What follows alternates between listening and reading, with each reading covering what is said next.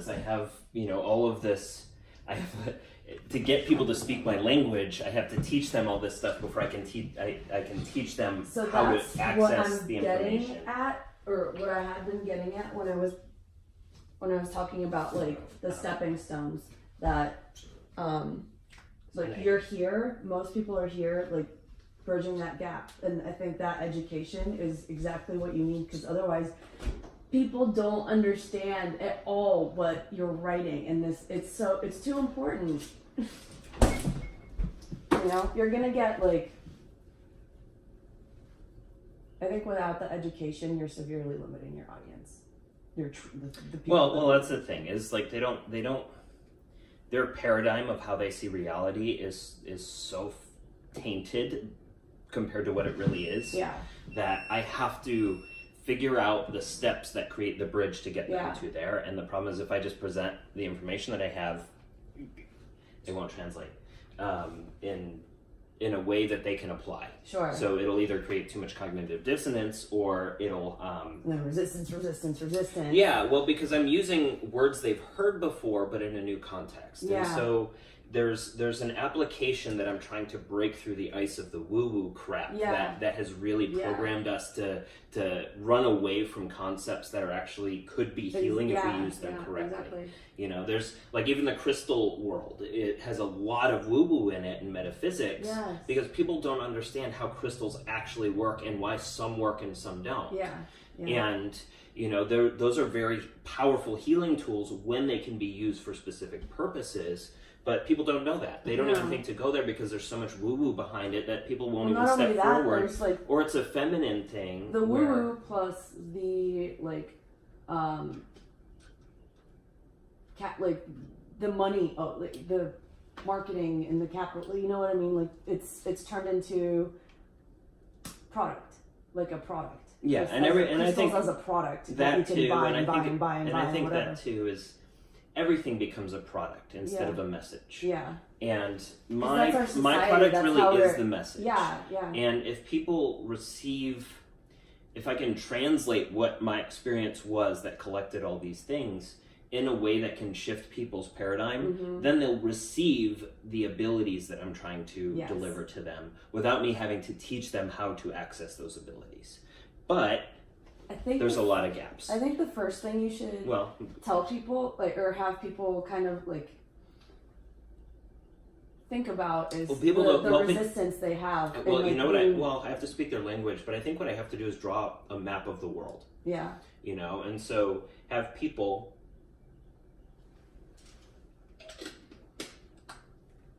a visual and written representation of the schematic of how I have realized the world is actually working right now, and the cosmic time scale that's happening, because I think people don't know what the moon is. They don't know what the reincarnation wheel is. They don't know why we're on the reincarnation wheel. They don't know, how to communicate with these different things to get insights into that loop and why we're on that loop and how to break the loop, and also the overlaps throughout history that actually bring that up to this and hint at what that is that's actually going on. Because there's so many breadcrumbs. Well, I mean, look at it. Like, if you, I think the original message is that we are individualized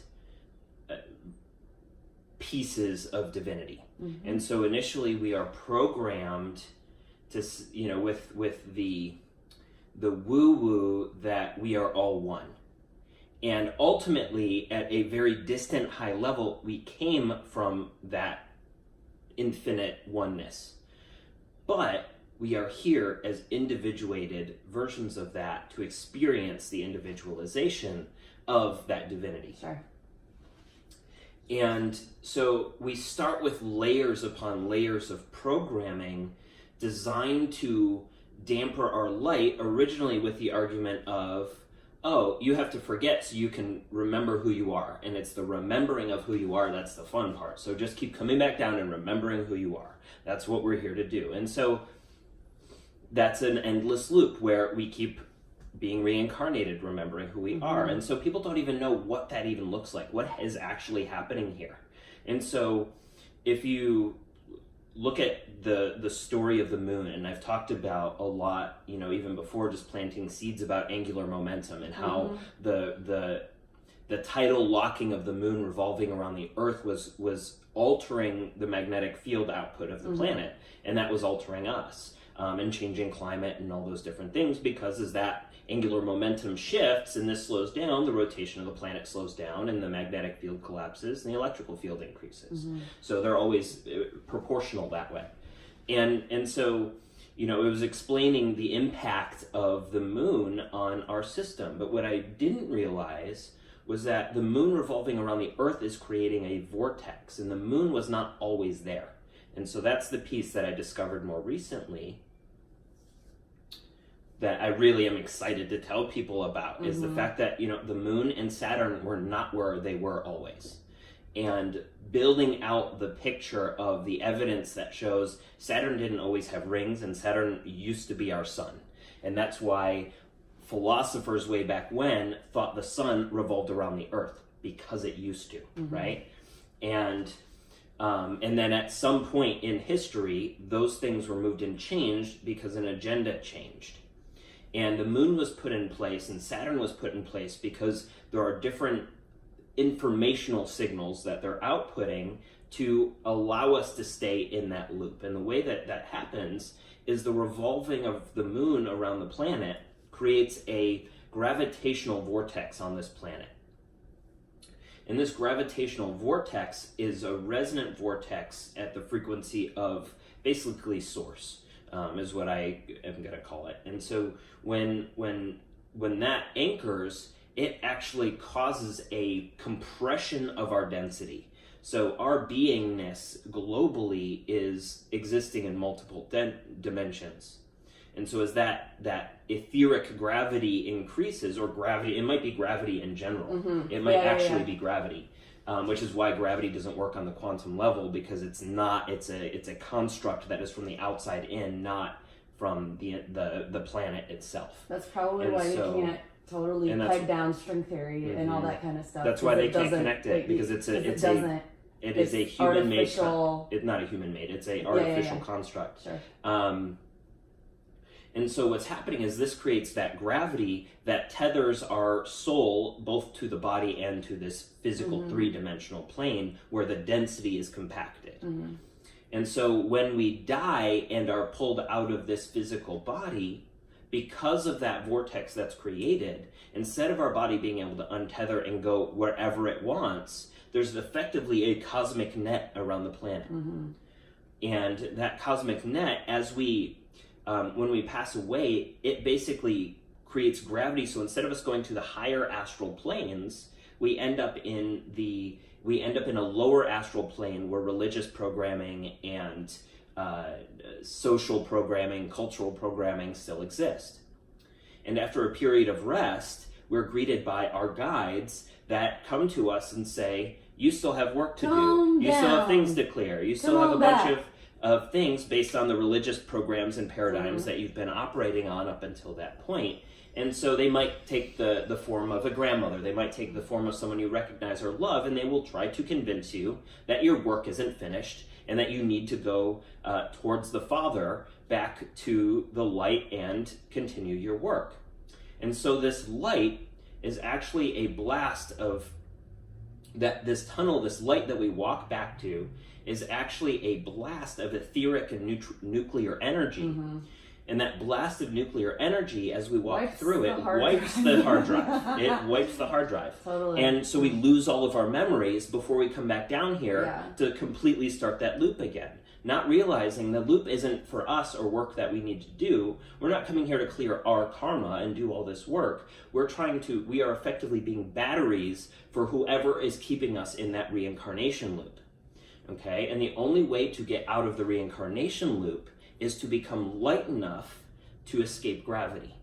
And the only way to escape gravity become light enough is to clear the karma that is creating density in ourselves, right? And so as we're getting this information, from our higher levels of consciousness and interdimensional realities that are downloading quantum photons. Those quantum photons are so powerful that they are basically, right now, at this time specifically, are breaking up that ancestral karma that has caked on the outside of our cells. And so when that gets kicked onto our cells, it basically is like a damper on the sensitivity of the vibrational output of the cell. And so our cells communicate with light. And so different spectrums of light cause a warping in the tension of the cell membrane, and that information resonant matches with the DNA to tell the DNA what to produce. And so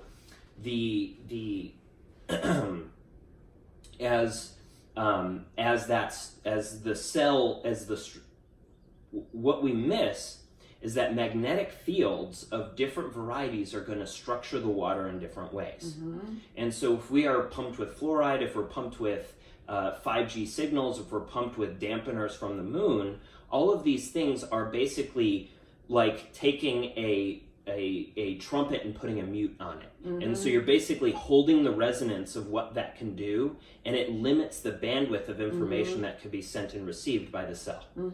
And so as we have this big pulse of light, that debris is starting to clear and shake loose and is clearing out of our body, and we have Herxheimer reactions, and we have detox reactions, and we have emotional clearings and all these different things, because people don't realize that the structure of the water outside our cells is a filter of information, and that filter is emotion.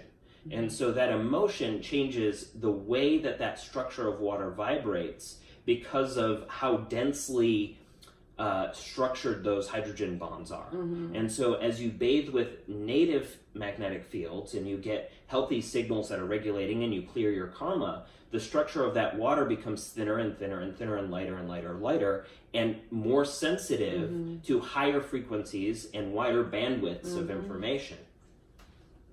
Things like the moon are amplifiers. All the moon is doing is amplifying specific signals of information. And so if you look at the moon, it has a much higher quantity of blue light, just like your phones are pulsing at those frequencies to create basically, you know, if you've looked up MK Ultra and the way that they do brainwashing and things through symbology and through light and through sound, they use that in all of these different applications on our phones and on our televisions to flicker at those frequencies to entrain certain information into our being at all times, which is why it keeps people in that perpetual state of anxiety and of fight or flight, or comparing ourselves to other people rather than showing up as who we're meant to be.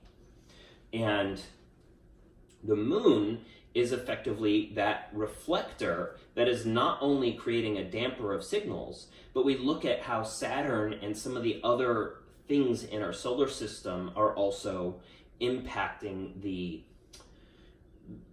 are sending signals to us. So if you look at Saturn in the theory and you look at how the rings have been growing incredibly quickly, the rings are made out of ice, which is water. And if you look at how our bodies communicate with information, is they use that water to translate that information and send and receive signals. Water is an antenna. And that water, with the other pieces of things in our body, create a transmitter, receiver, antenna signal, basically. Now, Saturn's rings are resonators that use that same water technology to send and receive signals that are amplified by the moon and sent to us, which is why the phases of the moon are so important to see in terms of the scale of impact they have on the information we're receiving. And so if you look at the astrological charts and how those different aspects start to work, you start to see that everything is creating an electromagnetic snapshot that is sending us various information that our systems react to subconsciously. And so that subconscious information is programming how we behave in our life or what things that we go through. And if the Saturn and Moon are sending information that are designed to create an emotional damper on us. So it is basically trying to keep us in emotional states that are let's say denser and darker, right? And so they feel heavy, right? And so when you feel those heavy emotions, that is keeping that resonance lower in the effort of trying to keep you from breaking free of that. Now, we're being bathed in that information while also being bathed in very powerful light, and they are contradicting each other right now. That's why which is why we're having this roller coaster that people don't know what the heck is going on, or why these old stories are coming up, or all this different stuff is happening. And so what we want to understand is how this paradigm is actually working. Okay, we're on a reincarnation loop for some machine that we're effectively being batteries for, and we're not stepping into our own power. Now, this machine does not need us to obey it. That machine only needs to exist to succeed at its mission, right? And so that machine, while it is something we could call evil and controlling, is not from here our perspective. From our perspective, is not because they are needing us also to become that evil, controlling perception. It's you could see it. From our perspective, it could be like a parasite or a vampire, but take the judgment out of it. Like, it's it is parasitic, it's just and it's a thing that exists. It's like we have so many different animals in the animal kingdom, and some of them are predators, some of them are parasites, some of, you know what I mean? And but they just exist. They're not evil. They just are. No, and it's not even that. It's even beyond that. Is that it's not even about the judgment around them. It's that they have a mission the same as we have a mission. Sure. And so for them, they need to, for their certain karmic work to integrate certain levels of experience in shadow, they need to have a polarity that is dark. They do not need us also to have that polarity, but they need to behave with that polarity in order to be successful for themselves. Their intention is not to make us evil, but to act as a catalyst to make us more light. And so that's what people miss about like the Illuminati and the controlling schemes that are happening and why we're in this karmic wheel. These are all really important catalysts that they're on their program. Their program then becomes a catalyst for us to expand and to grow and to do, our mission even greater than what we had been up until this point.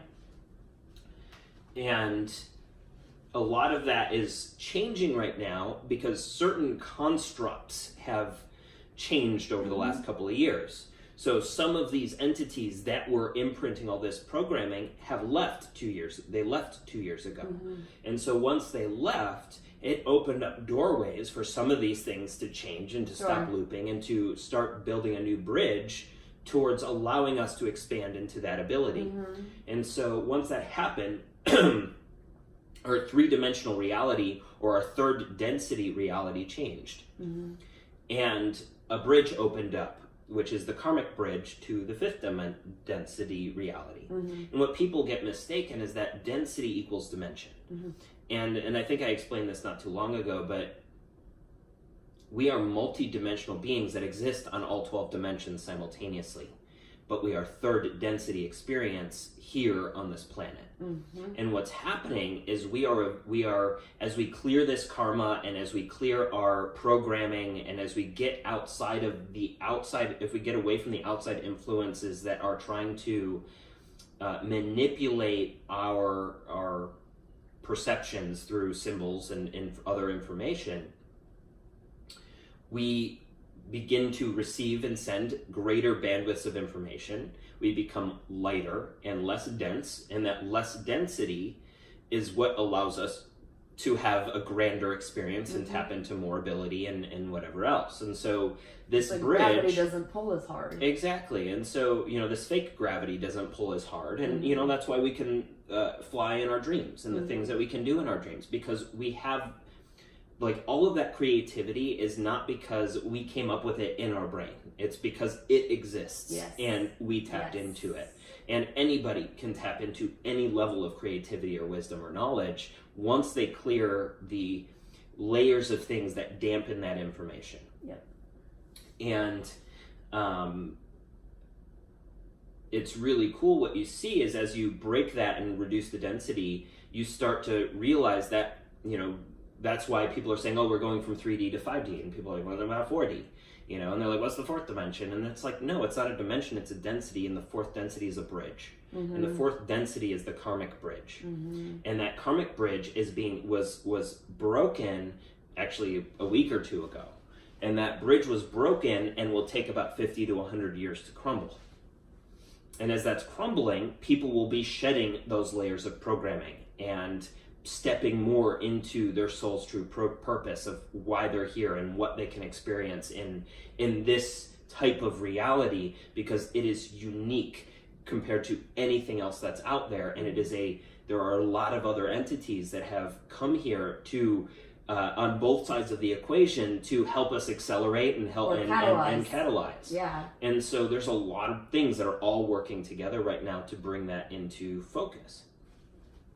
But I think the problem is that, you know, even if you look at like ancient teachers like Jesus and different teachers in Buddha and people who have very similar messages in what they're ultimately presenting, it's the integration of masculine and feminine energies, the integration of your light and dark, so that you're integrating your shadow rather than suppressing your shadow. You're integrating the past life programs and the lessons of your past life that you hadn't learned yet, so that you can start to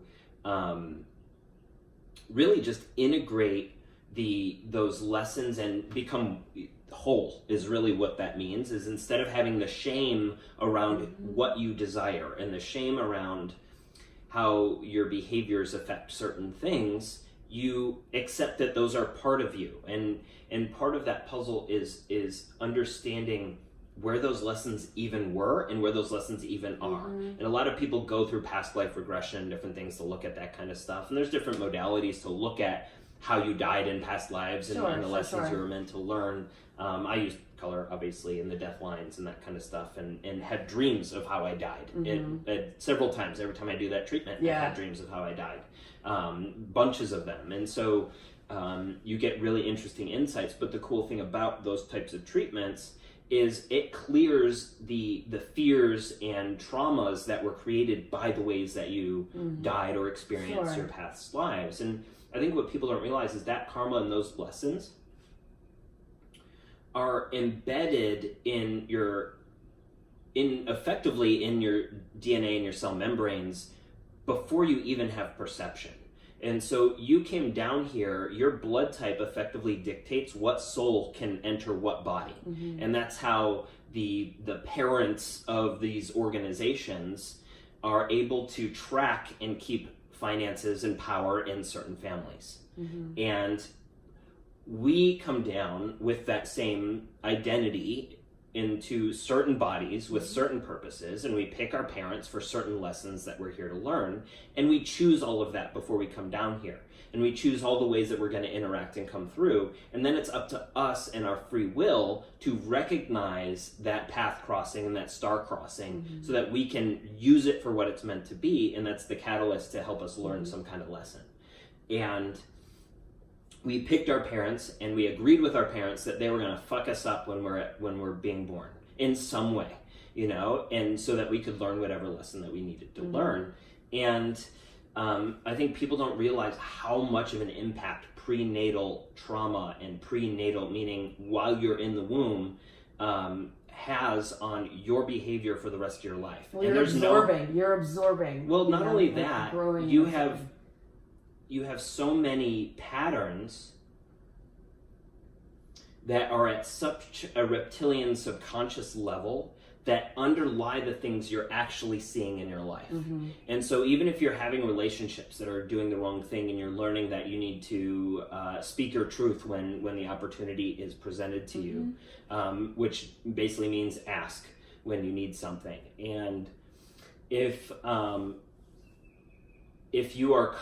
you just see that layer of it, that it's like, oh, you're just having to speak your truth, and all you do is speak a truth that is based on a program that is ancestrally derived, that is not your truth. And that is why a lot of times it feels agitating to go in those directions, because people don't realize that the truth they think they're speaking is a lie. And they don't have the awareness to get to that lie because it's caked on layers upon layers upon layers of programming. And it can't be, you can't just throw a stick of dynamite underneath the programming and rip it out. You can't just do one ayahuasca ceremony and expect that karmic debt to be removed from your system. That gunk is too strong and it's not just too strong, it's been there for a long time, millions of years, right? It's fossilized. And it's calcified, that's why it's calcified. Yeah. And so it's not that it can't be broken out, it's that it takes layers. You can't just dig it out from the bottom up. You have to keep chiseling and following the breadcrumbs. And if you think about it, throwing a stick of dynamite at it would fuck you up. Oh yeah, big time. I mean, you've seen how dysregulated you were from a gentle prenatal treatment from color, right? So it brings shit up. Yes. If you look at my thread, which is probably a good thing to talk about on the video in general, but like my thread started with, I kept being, where do you even begin with how that, there's so much, it's so profound. So I had a series of injuries that came up through my life. And when I was 17, I broke my back. My L3 vertebrae. And what I have found through my color puncture work really is the thread of lesson that was tied to. And so there were two things that happened. One, I was being taught patience as I wait for something that was already on its way to me, which was creating a sense of haste or anxiety to get somewhere imaginary in my life. So you sped up your routine. So I sped things up from a place of fear and programming, and it caused me to get derailed at certain times because that was not the mission. And I started to dig out the layers of that. And so there was that when I was 17, and I had a series of other events after that and before that were mirrors of, let's say, undelivered promises. So really big opportunities that would present themselves that were outside of my control. I'd get my hopes up and it'd be pulled right out from under me. And that kept happening. And I was like, okay, what is this program or pattern? I can't change a pattern that happens to me.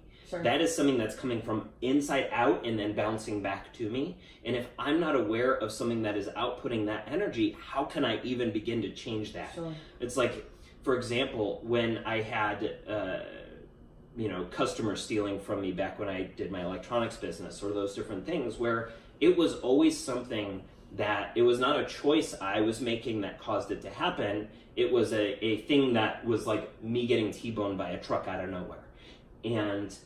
But it's like what you were outputting at but the time. It was an output from an ancestral and prenatal program.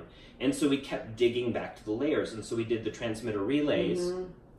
And the transmitter relays are, the memory relay specifically deals with the karma that the consequences of the actions that happened your first 25 years of life. And so the traumas that you picked up when you were a kid, the events that happened when you were during puberty, all of these different events, whether your dad told you that you can't, it's not a good idea to want that thing because it'll disappoint you, or your dad turned away and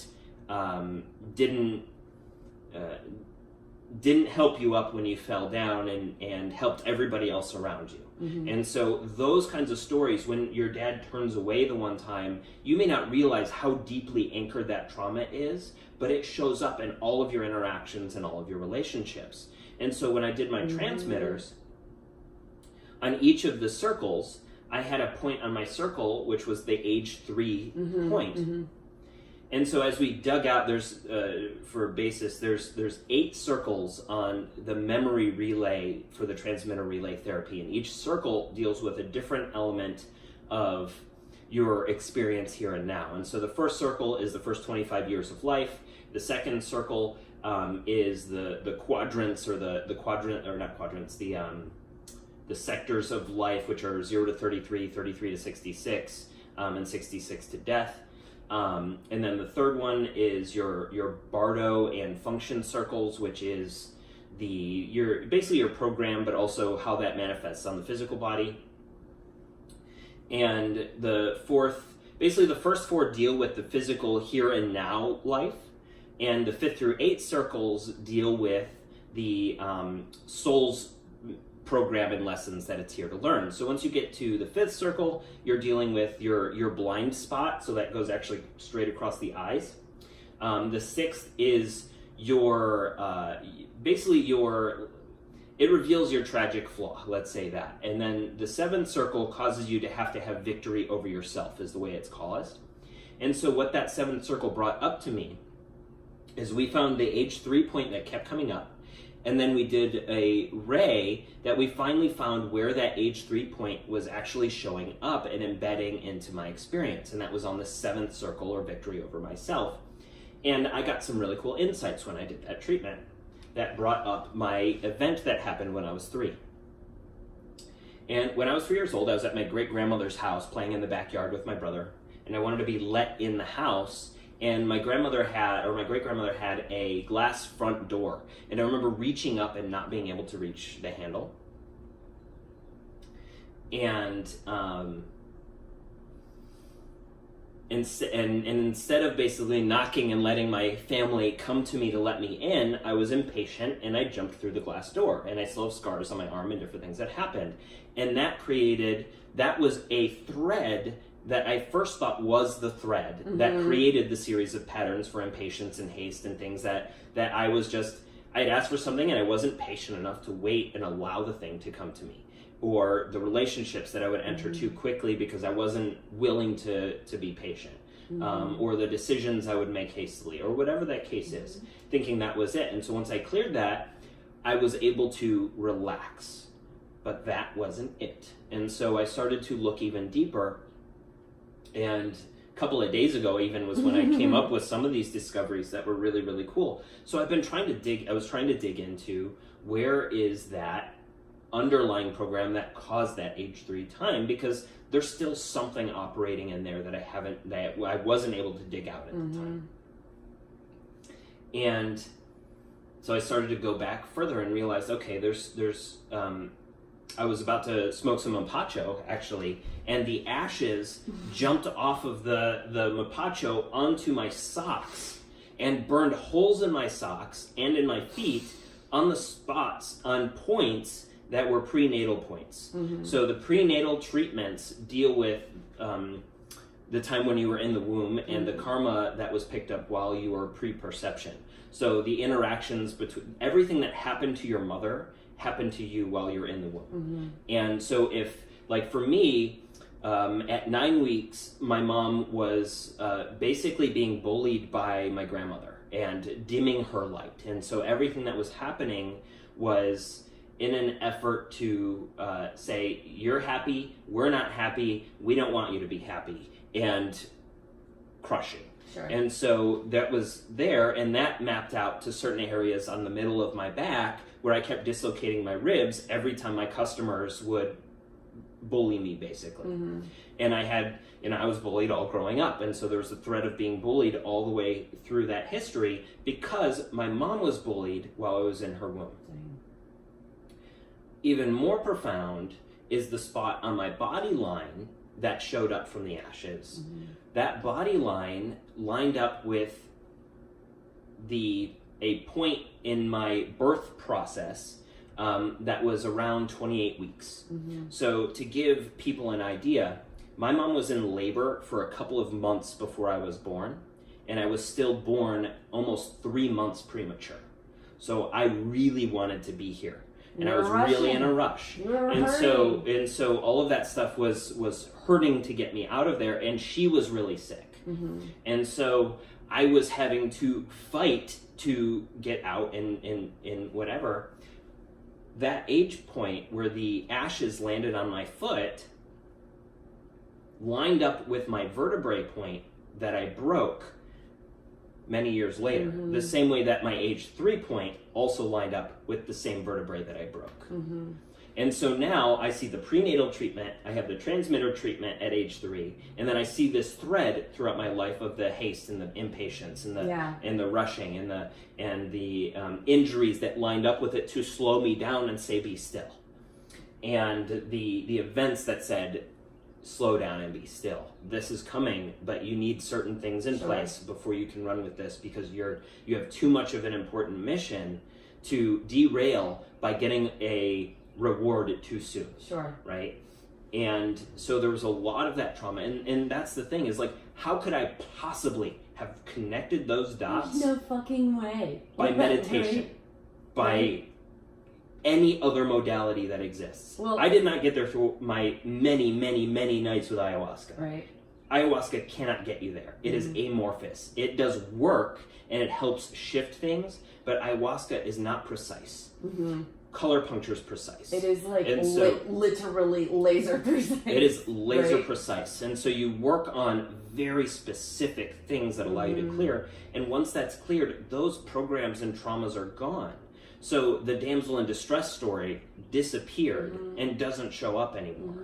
And the patient's story disappeared and is not really showing. It is a little bit, but it's mostly dissolving. So a lot of my other triggers have completely disappeared. Not just me being strong enough to overcome the trigger and say I don't want to face that. They just don't show up in my life, for one.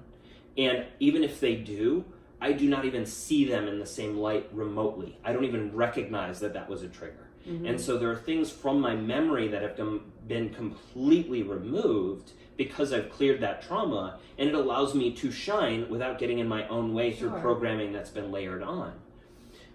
Because people don't realize how much programming gets layered on by everything. And by you know the what? symbols we see. I'm learning more and more of those layers, and it is incredible how many there are and how nuanced they are and how it's crazy. Our body's holograms. Yeah. And every symbol is a hologram. Yeah. And every hologram resonates with information. Yeah. The same way crystals and trees and the planet and our bodies and the light, all these things are information, vibrational information that we resonant match to in our DNA, and that tells our DNA what to do and what to produce and how to feel. And if you don't see that filter acting on your life, you can't change it. And so if you're not looking at all the symbols that are being shown to you, the people who are always showing you the one eye and the different things that show up in all of the media and all of the books that you read, and in ways of just implanting little tiny things into your being that create a pattern that manifests in all of global reality.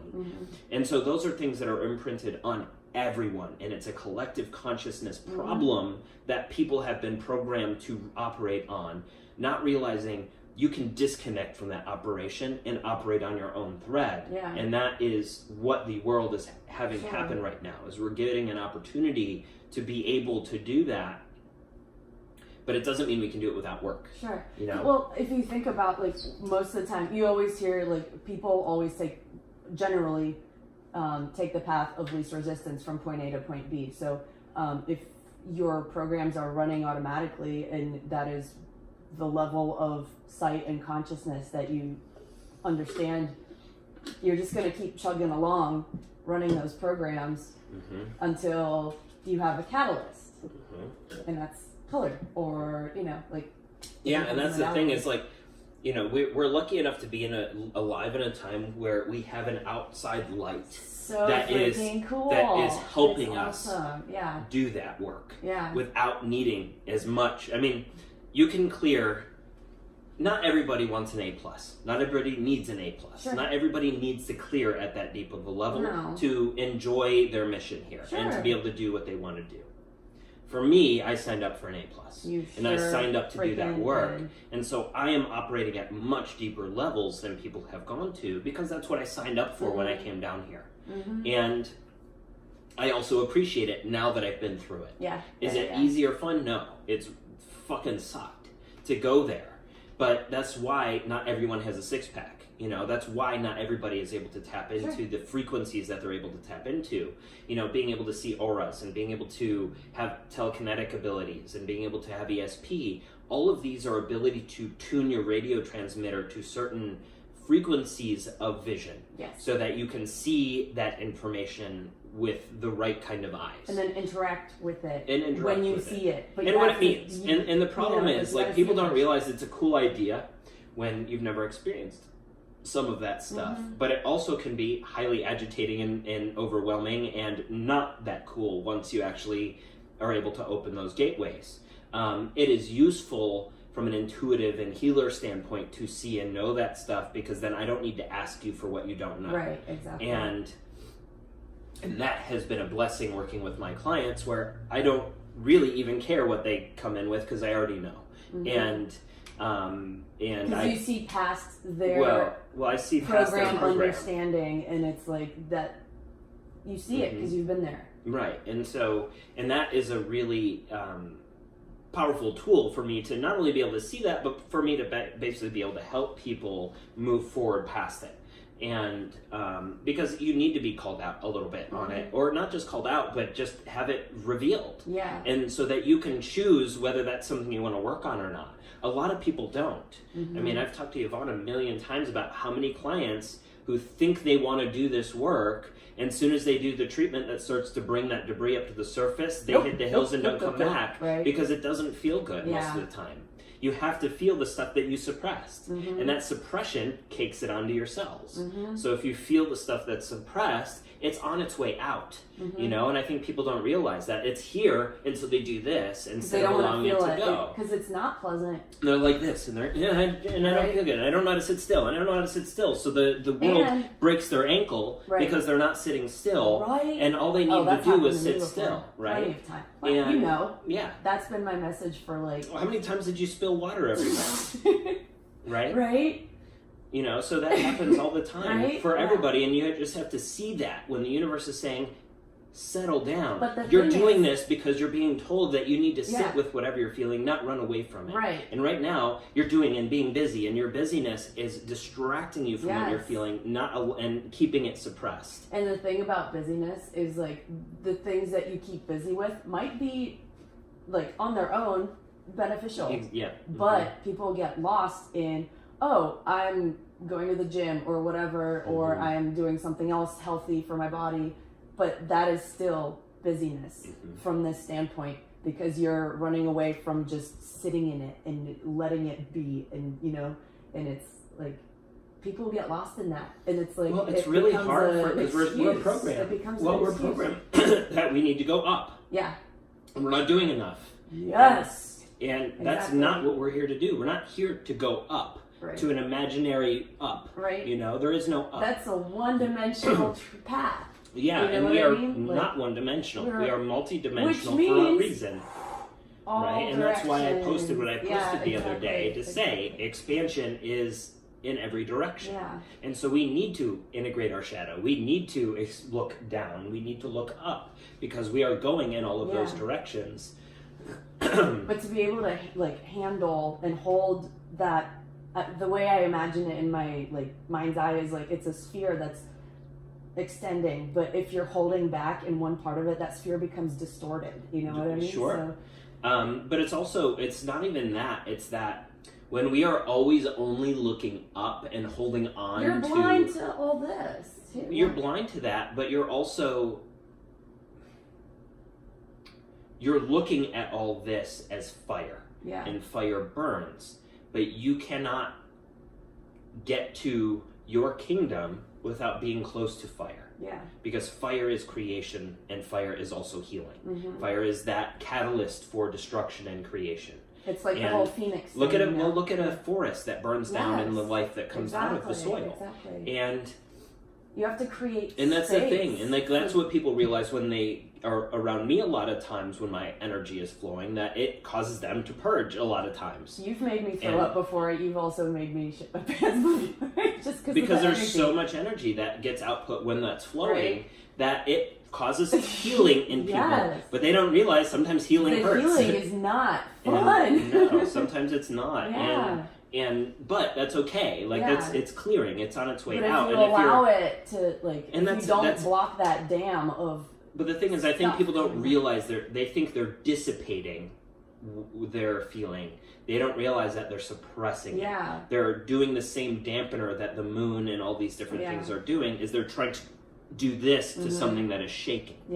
And what they're being told to do is to let it shake out. And that's really hard to do for the first 30 seconds because you don't want to do it, which is why you're feeling what you're feeling. And so as soon as you can sit with the energy of as soon as you give yourself permission to feel what you're feeling and look at what you're feeling and say, this anxiety or this fear or this sadness is information. Everything is information. It is guidance, and it's saying, okay, I need to sit with this and feel it because it's processing. And once you understand that it's on its way out, start catching every time that comes up and sit for 3 minutes. Like, it's not like it takes an hours. It's not like it takes days. It doesn't take long. It's just you have to sit. And what people don't realize is when you finally sit, you get sick.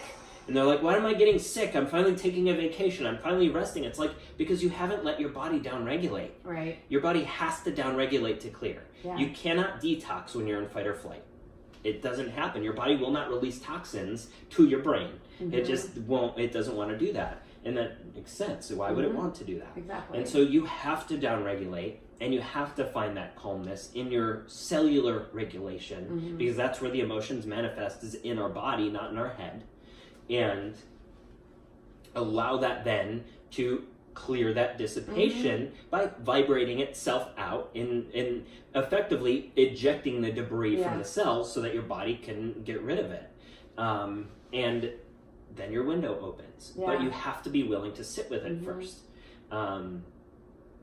So it's a process, and it's a process of self-examination, and it's a process of looking at and feeling a pain you don't want to feel. And being willing to let go of your story around that pain or the thing that you didn't receive or the whatever, so that you can step forward and stop being in your way, because that gets in your way ultimately from being able to shine and be able to present in the way that you want to present. And some of the things that like keep you from actually sitting is just the unawareness of what it is, A. And then B, like your story that you're so wrapped up in, like, totally can be paralyzing. I've totally been there. And it's like, oh yes, please, coffee. And just being aware of what's happening and then catching yourself every time as much as possible until it becomes... Well, you don't have to like really work to catch it. You just like know what's happening. You're like, okay, time to sit. I know that I don't need to go for a walk or go to the gym, or you know what I mean. And you really need a coach too. You've called me out so many times when I'm like, I'm gonna go to the gym. I need to walk, and you're like, sit, go, sit. Yeah. And then I sit for a few minutes, and it's like, better. And it's like, oh, okay. But people don't recognize it. Like, it's hard. I get it. It's really hard to recognize because it's really subtle, and it's also and no one's taught. And you felt it your whole life, so you don't realize what it's telling you until you realize it is telling you something. And you just think it's normal, and that's just how you are, and whatever. And you should be like, people don't realize, like, love and hate prevent knowledge. And love and hate prevent expansion. All these things that people are programmed to say, oh, it's all love, it's all this stuff, and not that that's bad, but it gets in their way. And it's, when they feel like they have to be unconditionally loving to everyone else. And they don't. They need to be unconditionally loving to themselves. And that's all that means. They don't need to sidestep themselves or betray themselves in order to avoid betraying somebody else. And that's the complete opposite. Like, if you betray yourself, you're going to betray others in your life. Well, think about the coffee story that, I don't know if I've told you, I probably have. Like, let's say that you're working in a new you're working in an office, and somebody brings thinks you're cute and brings you coffee, and they ask you, hey, do you like coffee? And you really like this guy, and so you're like, yeah, I like coffee, thanks. But you really don't. But you really don't like coffee, and so now this guy thinks he's doing this wonderful thing to you, bringing you coffee every day because he really has a crush on you. And you're cringing and hiding the coffee and like pouring it down the plants and exactly. And so 6 months later, you finally boil over and say, I fucking hate coffee. Please stop giving this to me. And so now he feels guilty because he's been poisoning you for 6 months. And you feel guilty because you should have fucking spoke up from the beginning. And it would have been fine to say, you know what, I really don't like coffee. And the people who are meant to be in your experience will respect your boundaries, will respect you speaking the truth, saying what you like and don't like. And those are the important people. Or they won't. And you can give them to boot, you know? Or you're speaking up triggers something in them, and then you're doing them it's such a gift to them, because it's an opportunity for them to, heal. And that too, but it's also like, you can't make a decision based on incomplete information. Sure. Especially when it regards somebody else, or it's breaking things. It's going to hurt things, and so if you can provide your information so that people can make more accurate decisions based on what they feel, without imprinting what they need to do, because need is a survival instinct. We don't need anything. Sure. And so that allows you to detach from that sort of program that says we need to be accommodating to everybody else. We need to share. We need to, and those things are these such are a all huge really, program. they're such a huge program because it's all designed to take our power away, to give our power to an outside source. Self-sacrifice is like, and it's not that we shouldn't care about people, but we care about people by doing that. Yeah. We hurt people by not doing that. Exactly. And so that's the program that people need to change, is that your ability to love yourself by being honest and honoring what you're feeling allows you to show compassion to people who need it. Mm-hmm. And you can't show compassion without that integration and without that acceptance first, because you cannot be compassionate for someone else's pain when you are trying to fix their pain. Yeah. Because if you are trying to fix their pain, they are wrong. You're not understanding that their pain is their catalyst for their growth. Mm-hmm. And if you fix their pain every single time, don't get.